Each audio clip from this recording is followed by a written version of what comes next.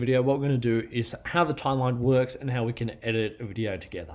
So just talking through this here, we've got video 1, A1, 2, 3. So there's a couple of different things here. So the eye tool can make it invisible to the eye. So we can block that out. Keeps the audio in there, but it means just our footage there isn't visible. So that's depending if we've got multiple videos at once. If we want to see the video, but we don't want it with the audio, or we want to keep the audio, but we don't want to hear the audio right now, I can then also click on that where we can click on mute. Video plays, no audio. The solo track means that if you've got multiple videos playing at once, that will be the only audio playing there. So you can it's selective in that regard. You can record a voiceover if required. And the toggle sync lock, I can't remember off the top of my head right now, but I'm not worried that's something that we need to use heaps.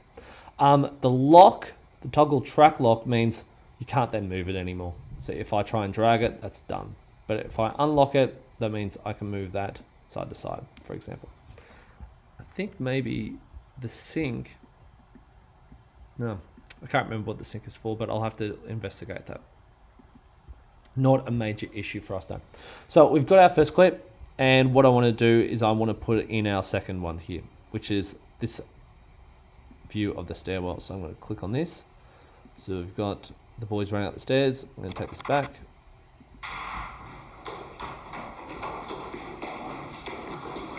Great trip. I don't want that trip in the sequence though. So what I'm going to do is I'm going to mark in. So we've seen them get to around about there. As we can see, if I sort of link it up, where is Zach? So Lucas is around there. So we're about here at the moment. So we might mark that. Well, what we could do alternatively is I can drag this back. So as we can see here, I've got this red sort of lever when I hover over the end of it. So I can bring this back. So I might bring it to about there where Zach is still in shot. So it's a bit shorter.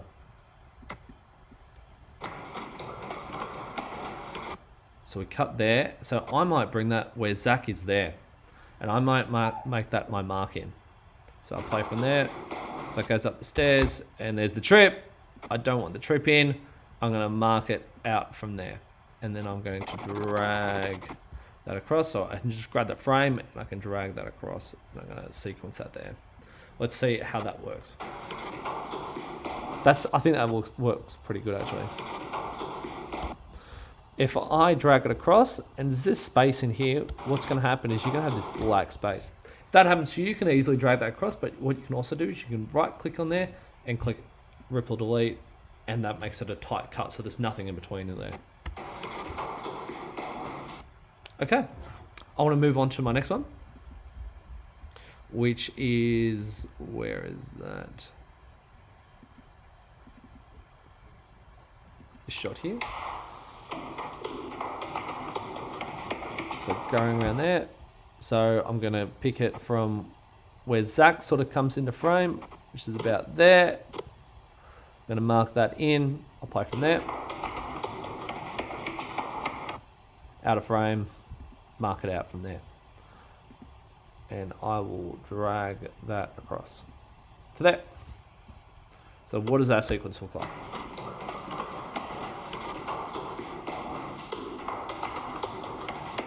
Let me just go back so that plays.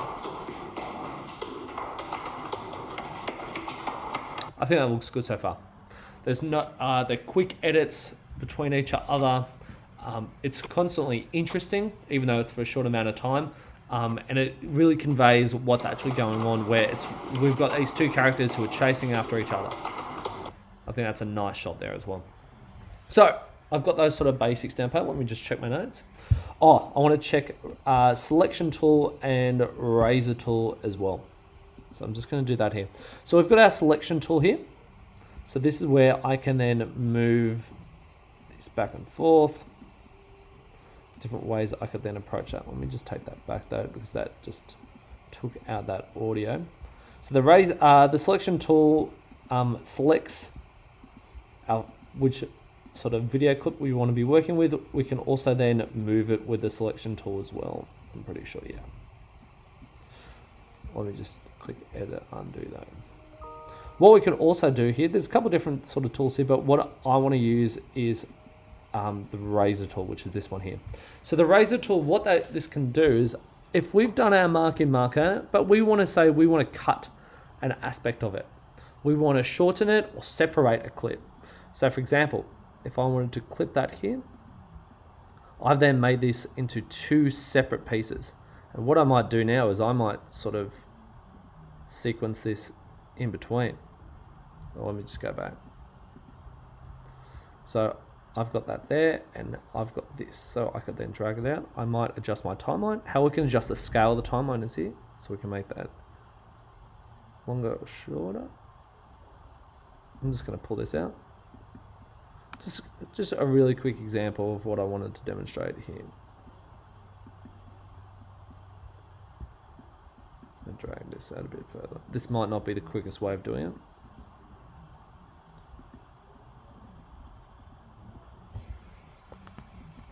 Ripple delete.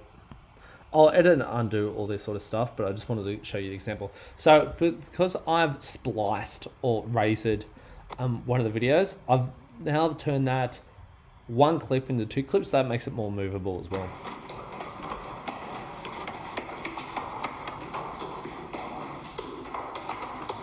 Let me just play that again. Doesn't work for continuity, but does that give you a sense of what I'm trying to do then?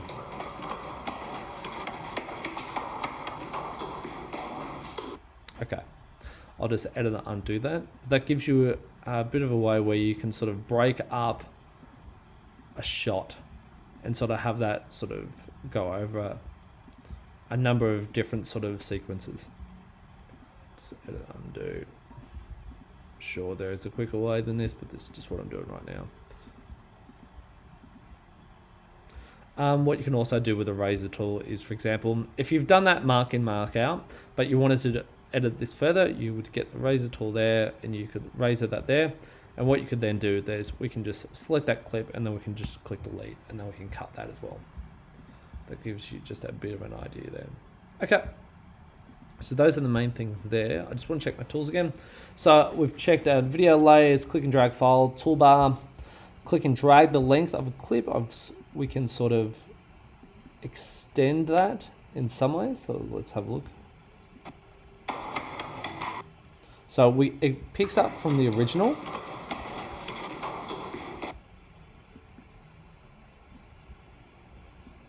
Let's have a look. So it's picking up from the original footage, so I can extend that out based on this footage here. Let's just edit and undo that though. That gives you a bit of an idea. But you can also bring that and make that shorter as well. So let's have a look. Yeah. Right, let me just check my notes again. Right monitor demonstrates our timeline. As we can see here, we can adjust the quality. We can also adjust the zoom. So we've got our fit, but if we wanted to increase further, if we wanted to zoom in on a particular detail in some way, we can do that. If we want to zoom out potentially, we can do this. It gives you those sort of options there as well. I'm just going to click on fit though to fit to our screen. Keyboard shortcuts. Let me just make sure we go Premiere Pro keyboard shortcuts comes up. So really quick way that you can sort of get used to this. So the play, stop, toggles, razor tool, selection tool. Those are there if you wish to use it like that. The framing, go forward, step back, all that sort of stuff, that could be useful. That's up to you. I'm not a person who uses a lot of shortcuts, but you might be, and this might be, like, if you're using shortcuts, it will be quicker. I just prefer the mouse because that's just the way I learnt. But if you're more used to this sort of setup, I would start learning this because that would mean you can work a lot quicker if you're used to shortcuts and stuff like that. Don't have to, you can do it with the mouse. That's the way I do it, but this might be a quicker way of working.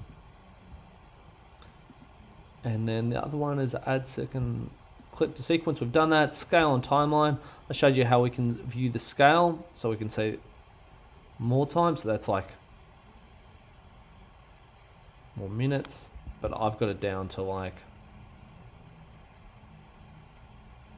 It's like 7 seconds there, what I've got.